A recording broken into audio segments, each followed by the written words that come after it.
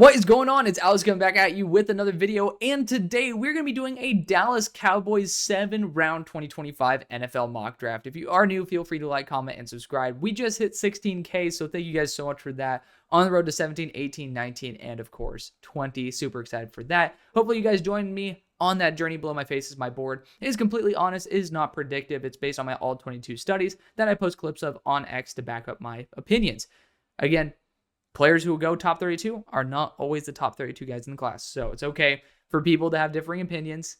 If I'm going to be real, I'm willing to be honest, even in the case of being wrong, because then I learn from my mistakes and we get better together. Let's get into this. Let's have a great time. If you want to support the show, feel free to go and use code HAILMARY. When you do sign up for UnderDog Fantasy, they send me $60. So feel free to do that legally, responsibly, and have a great time while doing it. Add some extra skin in the game. So this is a live mock draft. We will be referencing our lads as well. So just keep that in mind. We're not going to be pulling stuff out of our ass.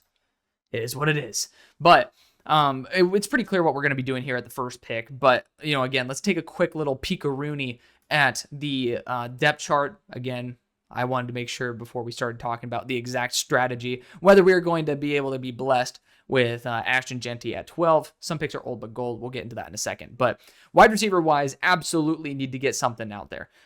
Bingo, God only knows why the hell you spent that pick on him. I have a lot of faith in Ryan Flournoy, but maybe not to get to, number one receiver material or number two for that matter. So not a huge fan of that. Left tackle-wise, personally, I do think you could potentially kick Tyler Guyton back to right tackle, kick Terrence Steele's ass out of there, or to guard.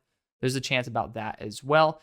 Technically, Brock Hoffman is an ERFA, so personally would bring him back. Don't want to have to force yourself to go after a player that you don't necessarily find valuable enough.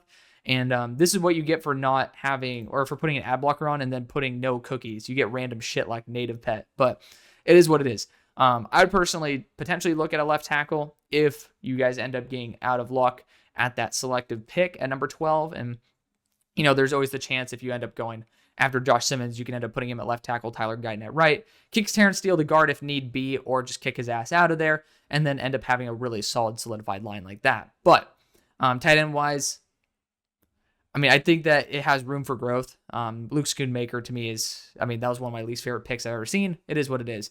Quarterback wise, no need to really focus on it. Running back obviously is a big issue. I love Deuce. You guys knew me as like the big Deuce Vaughn guy, and I still love him to death. Every time I go and see him in person, I just love him to death. I am wearing a Justin Jefferson jersey because my boys over at One Bar and Lupagus ended up telling me that I needed to keep it on for the day. I actually have my Zeke Elliott jersey sitting down on the bed, which was it breaks my heart not to wear it, but I made my boys a promise, and I got to keep it. But regardless, defensive line-wise, I do think Marshawn Kneeland will accelerate to the legit starting edge that he should be coming off a season-ending injury. Sam Williams, same thing. But I don't think that edge is out of the cards for this mock draft. Interior defensive line, Mozzie Smith's a bust, but on top of that, we need a lot of interior defensive line help. Osa Digizua, bye-bye.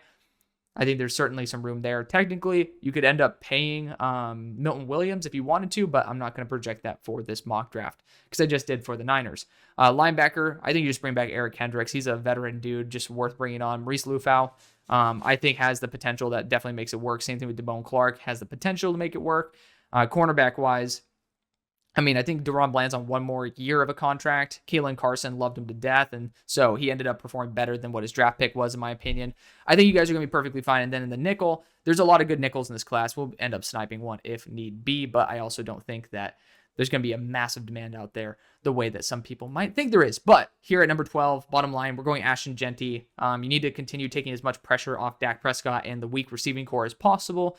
You could look at some other positions here, like Walter Nolan, to be able to have that punchy defensive interior over for Osa Digizua's spot, but there's nothing that can change an offense the way that has an offensive line, at least the way that a superstar running back could. We saw that even in Philadelphia. It's just, again, I don't like using Philly as an example, but they had a solidified offensive line and ended up putting a top-tier running back into the equation. And I see Tyler Guyton year 2 taking a big step, whether it's at right or left tackle. And so I really do think that you have pretty much close to a solidified offensive line. At number 44, Jihad Campbell's intriguing here because you can use him as an edge rusher, and Zimmer might really like that. So I personally think that certainly could be a pick. You can use him as a quasi edge rusher.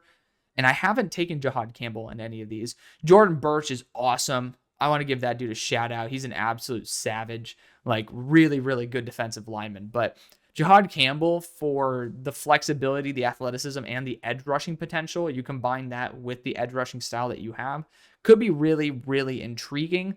Wide receiver as well, though. I mean, you look at this, Jaden Higgins is here, and he provides so much more than anyone on your receiving core does outside of CeeDee Lamb for someone who is extremely reliable. He's the best route runner in the class, in my opinion. Like, he literally just runs routes so fluidly and so well at 6'4" and 215 pounds. He's just a really, really good receiver. Really good receiver. And every single year, he's been the super reliable target. Like, I honestly think that wide receiver absolutely needs to be focused on. And I know that it gets a little barren in those middle rounds. And then we can end up focusing on some dudes later. You talk about maybe Ricky White. You talk about Jimmy Horn. You talk about LeJounte Wester. Like, there are guys who you absolutely could focus on later on. But this team needs starting firepower. And so I personally think that's going to be your best bang for your buck. Defensive interior, I honestly could wait to 76 and end up getting someone like Aeneas Peebles or Jamari Caldwell or CJ West and being perfectly happy. I think that, to be fair, I think Aeneas Peebles competes with these guys and like low-key kicks their ass from time to time. So I'm actually really happy with that decision. We're going to be going after wide receiver Jaden Higgins here because I think this team needs as much firepower as possible. So continuing on, we have number 76. Some good players have fallen. Jalen Rolls is still here. He's too injury prone, in my opinion, for us to take anyway. Could look at Jeffrey Bossa if we wanted to, because I really love him. Anthony Belton would be super fun, but I did just take him recently in a mock draft, and I could see myself taking him for other teams as well. And I think it's a little bit better applied for them. I wish we had a 4th-round pick. Didn't spend it on Jonathan Mingo, but defensive interior is needed. And I think Aeneas Peebles, even though he is undersized, so is Osa Odigizua. And Aeneas Peebles kicked ass at the Senior Bowl. And you know what he also did? He kicked ass in the regular season as well. Like, he is so underrated. Even though he's 6 foot, he has crazy leverage, and he's a crazy gap penetrator. I don't know why people don't respect him the way they should. You could go after Jamari Caldwell. I've done him way too many times at this point. Pause. But it's just like, Aeneas Peebles is so damn good that it's a disrespect to pass on him at this point. Again, he's the top defensive interior available as well. Deon Walker is fun, but you failed the last time you took an athletic project. Go after someone who has legitimate production. Aeneas Peebles is going to be my type of guy. And he's a top 64 player on my board before people try to act like I'm reaching. Like, he genuinely is a superstar. At number 149, quick little recap of what we've done. Genty, Higgins, Peebles. I already know people are pissed. I mean, these are a lot of my guys. So it's just like, okay, it is what it is. I'm going to hear a lot of shit, and that's going to be okay. But looking at other players at other positions, I could go Emory Jones for the interior of the offensive line at this point, getting myself a solid, flexible boundary piece on the tackle side as well as the guard. Would not be a bad option. I could go Johnny Cornelius to be able to develop him. Same thing with Jack Nelson. Like, good group of guys. Honestly, good group of players. We could go Emory Jones to develop him as the future at right tackle, though, and I kind of like that. He has the power and the upside that if you bring back Brock Hoffman, because he's an ERFA, like, you have Emory Jones there developing for a year, and you could put him at the tackle or guard spot depending on how comfortable you are. And honestly, I really like that strategy. Even though we're at 149, I think Emory Jones is well worth that selection. Like, you could talk about, Kyle Williams here. I've already taken him a couple times, but, Nick Nash. I just think that the value is best for Emory Jones Jr. here. So let's invest in that offensive tackle spot / guard spot. Could end up getting someone who kind of is a filler for both. So here at number 169, again, we've addressed firepower, very heavy on the offensive side. We could look at some defensive firepower here as well. Shout out to Braden Swinson. You guys know how much I love him. To be fair, you guys seem edge-wise to like players that I really liked. I like Sam Williams back in the day. I like Marshawn Nealand, friend of the show. And so Braden Swinson absolutely could be on your radar, especially at this pick. So keeping him in mind for this for sure. But other positions, you could go Jack Nelson to develop another offensive tackle if need be. Running back-wise, you could get another one as well. It's a very deep class. But right now, I actually might deploy the Jalen Smith card because I'm trying to do this as few times as possible. You guys see exactly where Jalen Smith is on my board. But he's someone who's played in the nickel several times, in the slot as well. and he also is a boundary corner. And I love that flexibility, especially with Deron Bland going to have one more year left. You have some time to figure it out and feel it out. And Jalen Smith's good in zone coverage as well. Maybe not in quarters or deep thirds or in like off man, but those are skills I'm willing to develop given the skill set that he has. And so I'm going to go Swinson and Smith. I'm going to give you guys my guys. How about that? I'm going to show you guys a lot of love when I do that. We're going to go Braden Swinson as well as Jalen Smith. Like, they're guys who I 100% believe in. Both of them are in my top 15. But regardless, I also think that they are key contributors that also technically could be in this range. If it would not blow my mind if they somehow slipped. I just think it would blow my mind if they don't end up being steals. So 174. We could look at another running back here again. I really, really like Jordan James. Like, I very much like Jordan James. Again, almost 750 yards after contact. That's awesome. I mean, that is 58 broken tackles on how many touches? 233. Not really great if I'm just going to be completely honest. But Jordan James is a very good back. Ended up having a little bit more of a quiet end to the year.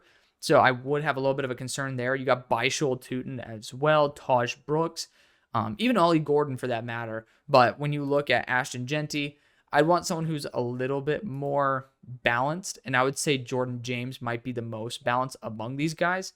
Like Taj Brooks, if we can get him at 187, might be worth it, like worth waiting, but I don't really see anybody here that kind of blows my mind. I might want to go after someone like Jonah Monheim here for the positional versatility. He's played all 5 positions in the offensive line. Like literally, you could see, okay, 4 positions. He hasn't played left guard yet, but that's like one of the few positions we don't need. But he's played center, left tackle, right guard. Like, this dude's just the definition of a really good depth offensive lineman. And you know what? I'm going to take him. Let's continue building through the trenches there with another depth offensive line piece. And so at 187, again, looking at how we've addressed this draft, very heavy focus on the trenches. Swinson along with Peebles, Jones along with Monheim. And then we, of course, addressed firepower here with Genty and Higgins. And you got Jalen Smith there for the defensive back side of the things. So I really like how this is so far turning out. Again, the running backs ended up getting taken, Jordan James and Taj Brooks. We could still go Byshul Tootin here because, honestly, the value is impeccable. I mean, you look at this, 62 missed tackles forced on 183 attempts, much better in terms of the missed tackles per attempt. And if you guys really wanted, Ollie Gordon, feel free to go after him because that's the beauty of these mock drafts. I'm actually going to go after Byshul Tootin to back up Ashton Genty. At number 210, we're back. And Max Brosmer's here. It would not be bad to get him as a QB3 at this point, but like looking finally, we'll take another peek. We could go after maybe some extra linebacker depth here. Again, I have some faith in Maurice Lufau, who is a former 3rd round pick, but maybe we do need to focus a little bit on that defensive interior again as well. Looking at Ty Robinson is great value here. Thor Griffith as well. Like, really, really solid value overall. And I like Ty Robinson. He's going to be 295, not 310. But this guy is extremely versatile. And honestly, I could totally see this ending up working out very well for you guys. So we're going to go after Ty Robinson there at 210. We also could be looking at another wide receiver pick right here as well. Like, some really good players obviously are still available. Bo Collins, who is more of a contested catch kind of dude, but also a really good blocker. He's going to be a UDFA, but 6'3", over 200 pounds as well. Ja'Cory Brooks, I love him to death. Like, to the point where I might, again, throw you guys a bone and go after a player who I see the it factor in. He's just a little bit older, and, it is what it is. You know what? I haven't gone after him in a while, and I could totally see you guys needing some extra deep threat ability in that receiving core. Like, no disrespect to Tolbert, but I mean, I don't really see someone who's a genuine deep threat. So let's actually get that verticality here with Ja'Cory Brooks, who is a top 100 player for me. So it's going to be a little all over the place. These are a lot of my guys, so I know that might not be a lot of your guys, but we ended up addressing firepower with Genty, Higgins, and we also got Ja'Cory Brooks and Byshul Tootin. Really good value at all those picks, in my opinion. Defensive line-wise, I reached on Aeneas Peebles because we didn't have a pick. Obviously, in the draft, you'd try to trade back, but there are no trades in this. But you got Peebles and Swinson on the defensive front, along with Ty Robinson. And then, again, offensive line, Jones, Monheim, like both guys who are really good to have for depth and flexibility. But also starter potential. For Monheim, spot starter. Emory Jones, legit starter. And then Jalen Smith is a superstar that I just think is going to be extremely underrated. So I'm super excited to give him that love. Let me know what you think. I already know, like, my boys are not, like, my Cowboys fans are very particular. I already know that there's going to be some issues with this, but, you know, again, feel free to let me know. We're going to do another one of these post free agency. So let me know how it goes. Love you. See you on the far side. Peace.